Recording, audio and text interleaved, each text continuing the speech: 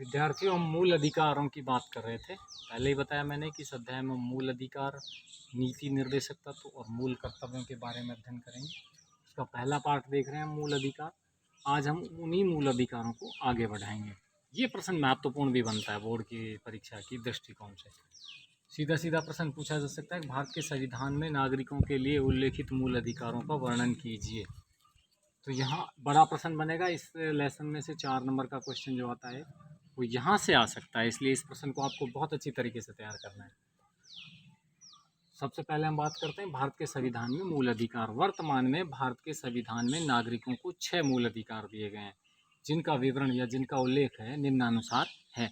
सबसे पहले हम पहले मूल अधिकार की बात करेंगे। मैंने आपको पहले भी बताया कि मूल अधिकारों को जो वर्तमान में 6 हैं उनको आपको क्रम से याद रखना होगा। समानता का अधिकार, स्वतंत्रता का अधिकार, शोषण के विरुद्ध अधिकार, धार्मिक स्वतंत्रता का अधिकार, शिक्षा और संस्कृति का अधिकार और संवैधानिक उपचारों का अधिकार। पहले हम बात करते हैं समानता का अधिकार। छोटा प्रश्न अगर 1 नंबर का पूछा जाए, सीधे सीधे ये पूछ सकता है कि भारत के संविधान में समानता के अधिकार से संबंधित अनुच्छेद हैं, अनुच्छेद 14 से 18, और इस अधिकार में निम्न प्रकार की समानताएं भारत के संविधान में भारतीय नागरिकों को दी गई हैं।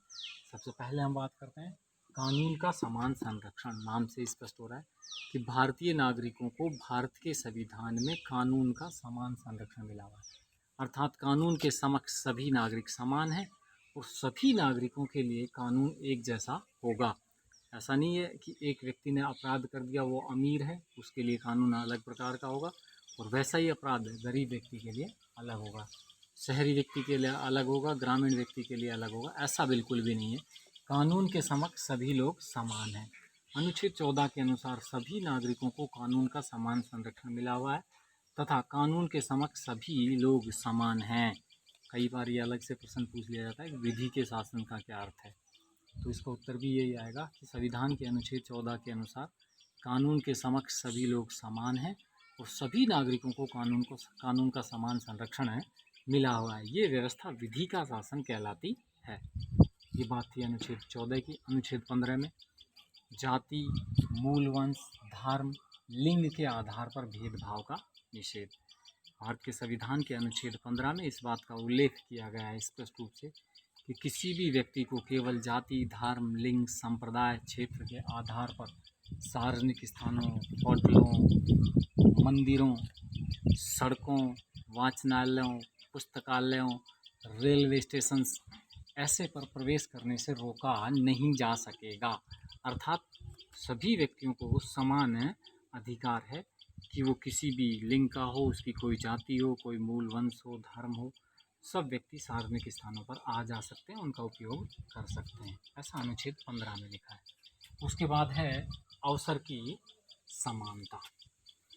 अवसर की जो समानता है वो अनुच्छेद 16 में उल्लेखित है।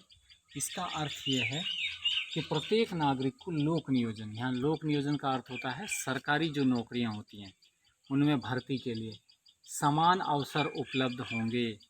अब यहाँ समान अवसर उपलब्ध होंगे, इसका मतलब ये नहीं सभी लोगों को समान अवसर उपलब्ध होंगे। एक जैसी योग्यता जिनमें है, जिनमें समान योग्यता है, उन लोगों को समान अवसर मिलेगा। यहाँ एक पशु चारक जो 5वीं पास है वो ये कह दे कि साहब भारत के संविधान के अनुच्छेद 16 में अवसर की समानता लिखी हुई है, इसलिए मैं भी एक IAS अधिकारी बनूंगा। ऐसा नहीं होगा, क्योंकि उसमें वो योग्यता नहीं है। समान योग्यता वाले लोगों के लिए सार्वजनिक नियोजन अर्थात सरकारी नौकरियां प्राप्त करने के लिए समान अवसर होंगे, ऐसा अवसर की समानता में उल्लेखित है। इसमें 2 प्रकार की समानताएं और रह गई हैं। एक तो है अस्पृश्यता का निषेध, अनुच्छेद 17, और एक है उपाधियों का अंत, अनुच्छेद 18।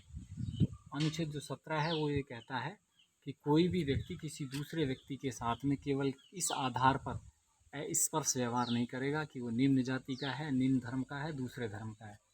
और भारत में अब अनुच्छेद 18 में उपाधियों का अंत कर दिया गया है। केवल शिक्षा और सेना के क्षेत्र में ही उपाधियां दी जा सकेंगी, अन्य किसी क्षेत्र में उपाधियां नहीं दी जाएंगी। इसके अतिरिक्त भारत का कोई भी नागरिक विदेशी उपाधि केवल राष्ट्रपति की अनुमति से ही प्राप्त कर सकता है।